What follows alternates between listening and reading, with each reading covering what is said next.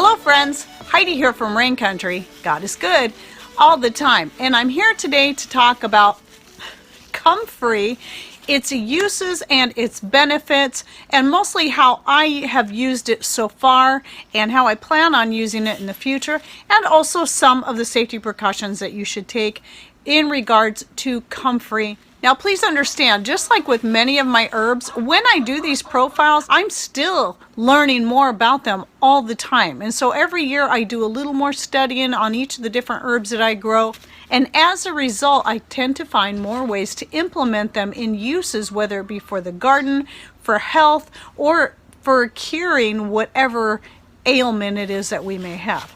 Now, Comfrey is best known for its external healing properties for skin and more. It has commonly been known as knit bone, which I always refer to as bone knit, because to me the name knit bone, though that's the proper way to say it, it just seems backwards. It seems like it should be called bone knit. But anyway, it is called that because it actually does help your bones. If you've got broken any kind of fractures, it actually helps them to knit back together. And that also applies to skin. So if you've got scratches and cuts, burns and more, Comfrey is very helpful for that. It also is helpful at healing psoriasis, eczema, insect bites. I have used it to heal a broken toe, sprains, and more.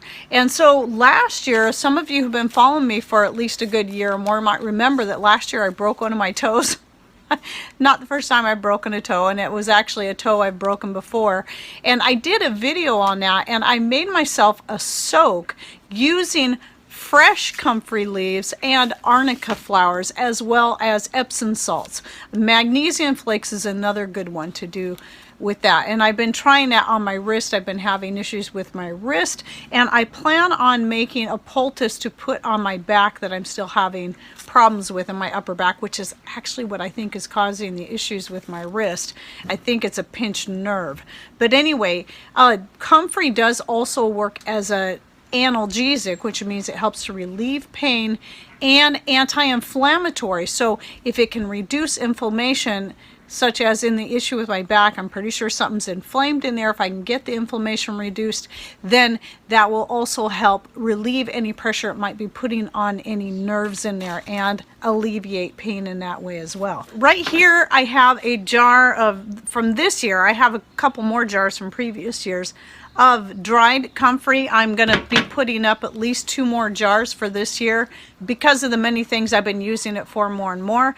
One of those includes, besides the soaks, includes my own healing salve, and I have a video on how I made that. It's actually basically in 2 parts, because the first thing I did was I made an infused oil and then took the infused oil and made the salve. So I'll link to both of those videos down below, and I plan on making some more of that because I've been very happy with it. Now, some of you may remember a video where I was talking about the burn on my wrist. There's still, if you look close, you can still see a little bit of marks there, but it's healing up beautifully. I've been using the salve on it. It's healed, but I've been using the salve on it to also help prevent the scarring on the skin. Not that I really care that much about the scarring. It's more about seeing how well it will work on such things. Now, some other things in regards to muscles and joints. It is said to be good for helping to heal and knit back together muscles and joints, but also help with pain and inflammation within those. And that's again why I want to make a poultice out of it, if I can remember to do it and take the time to actually put it on my back. Now, I did do one just using it on my upper neck, and that seemed to be quite helpful. So a couple other things it's said to help with would be arthritis, rheumatism, varicose veins. Now let's talk a little bit about using it internally. A lot of people shy away from this, which I have for many years, because I can't seem to get any really solid evidence on how safe it is. Well, I think the safety really kind of depends on, one, how often and how much you're using it internally. 2, who you are, your health issues, whether or not you're on medications, you're pregnant or nursing, or a young child. So generally speaking, pregnant and nursing women should avoid it, and it should not be given internally to young children. That's generally speaking. Now, if you're on medications, you need to really kind of look into what medications you are on and if it's safe to take it with that. So it's the particular alkaloids within the Comfrey that can make it problematic and have been proven to cause liver damage or even liver failure. Now keep in mind that it's also been given in high doses to lab rats. So usually these are in amounts that the average person is not going to consume. Yet it still is something that needs to be taken into consideration. Now I have on 2 or 3 occasions now made myself a tea out of the Comfrey leaves and have taken it internally. I haven't done it several days in a row. I try to spread that out. Like I made myself a tea last night because using it as a tea can help with internal issues such as ulcers and more, but it can also help heal some of these same things like sprains, breaks, bruises, and more from the inside out as well. So again, what I recommend that you do for your own sake is, because you know what medications you are on, you know what health ailments you may be dealing with. So what I recommend is do some really thorough research on it and taking it internally for your specific situation. Now there are herbalists out there that have been doing this for 30 years, like Susan Weed, that I think it is that she drinks a cup daily. And yeah, other people, herbalists will say never take it internally, and some say don't take it more than maybe 7 days in a row on an internal basis. So it's a matter of doing your own research and just being very careful and approaching it in a very careful way like I'm doing here with the tea. Now, borage, because Comfrey is in the borage family, has the same alkaloids in it, and I have eaten borage. I've added it to my mixed greens blend. I've made an infused water to drink in the summer because it adds a nice cucumber flavor to the water, and I've had no issues with that. But then again, it's not something I do every single day. So again, I will say this: do your own research and don't stop at just one site, and get some good herbal books. I will link to some down below like I always do, and just kind of do all your cross-referencing, checking out different various sources and what each different person that has actually, real people that actually use it on a regular basis, have to say about it. It never fails that every time I come out here to try to shoot a video, it can be quiet all morning and all of a sudden the jets come out of nowhere. So I keep having to stop. So if I seem a little disjointed, I apologize. But anyway, another great thing is, even if you don't want to use it for your own health reasons, medicinal or whatever, growing it for the sake of your garden or even your pets is highly recommended. Looking at some other people's videos, seems like people that live in drier climates have a harder time growing the Comfrey, at least the Comfrey I grow, and that's the one with the purple flowers. Here it grows like crazy. Right now I have 3 main plants. It might be actually more than that. In fact, I found another one growing out in the front yard garden right amongst my potatoes, and it's a separate plant from the other one that's fairly close by, so it's probably come up from seed rather than the root. But Comfrey is super easy to propagate from the root. Now I watched a video where somebody was showing, kind of going, making it a lot more complicated than it needs to be, because all you need is a little chunk of root. Stick it anywhere. If it's got any green on it, it may die, but then it will start taking off again. Comfrey is very easy to propagate just from a little piece of root. That's all you need. But you can pull it up, separate it out into parts, and then plant it wherever you want. Now, I have Comfrey planted under 2 of our fruit trees out front because I had read and seen videos about people doing that. Because here's the deal with Comfrey: as far as the live plant itself, it provides a lot of nutrients to the garden. Now, keep in mind, especially if you live in a more damp climate like we do, it can spread profusely and take over whole areas. We haven't really had that issue happen here. Yes, it does spread, but I haven't had it take over as much as maybe mint does. So it's not really been a problem for me. But the thing with Comfrey is it has really deep tap roots, much like your dandelion. which means it's what they call a dynamic accumulator. So anything that like that has long tap roots, what it does is it goes deep down into the soil and is able to access nutrients that are deeper down in the soil and draw them up farther up into the soil as well as into the leaves themselves, which is what gives the leaves some of their many great properties.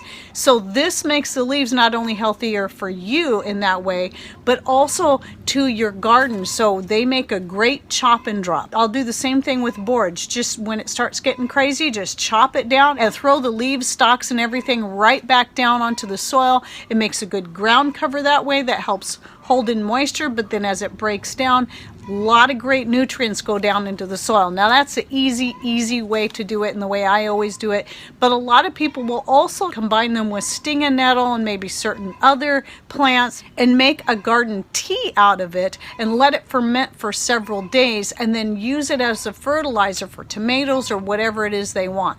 It requires a little bit more time, but if you want to go the easy method, just start chopping and dropping and throwing those leaves down wherever you want. You can also throw them to your chickens.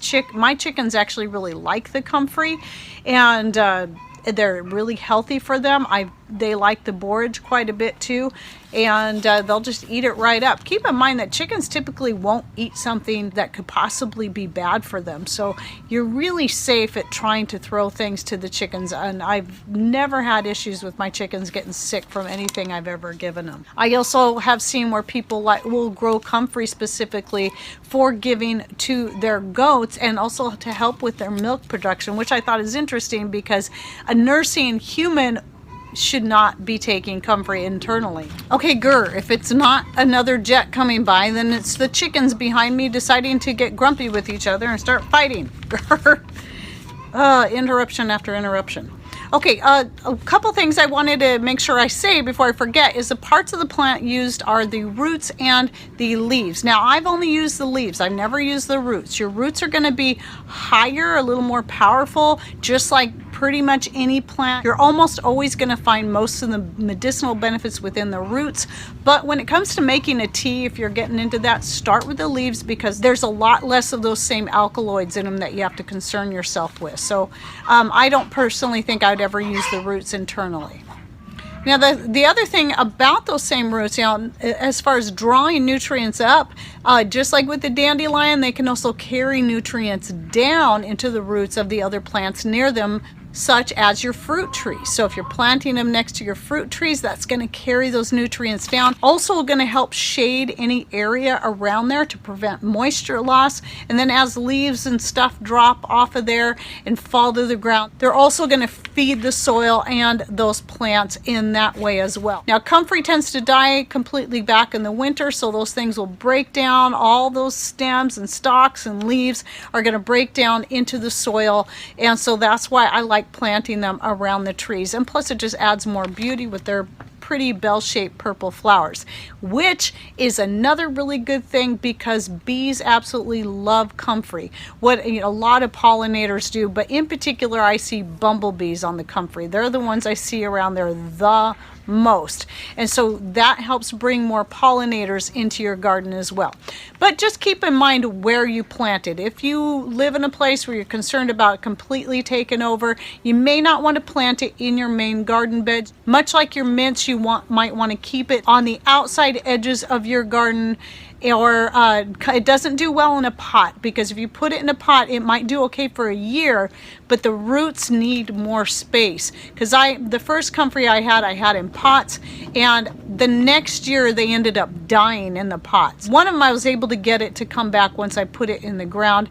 The next year it started growing again, and that's where I got the plant that the plants that I have out front. Now I don't have any comfrey growing back here, but I'm thinking about possibly putting a plant back here again. Another really good thing it does as far as gardening goes is if you have a compost pile, adding the comfrey to your compost pile actually speeds up the process of breaking down the compost itself and making it usable for your garden.